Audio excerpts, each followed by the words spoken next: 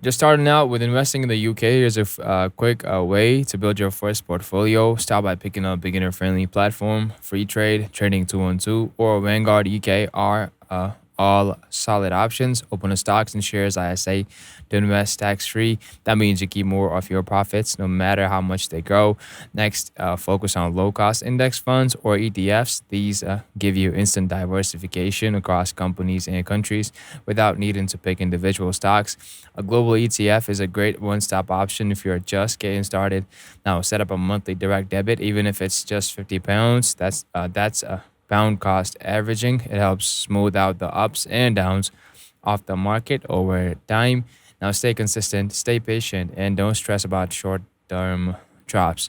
You're building a long-term wealth. If this helped, like, follow, and for more quick UK investing guides, just made simple. You also gotta go comment. Until then, I'll catch you in the next video.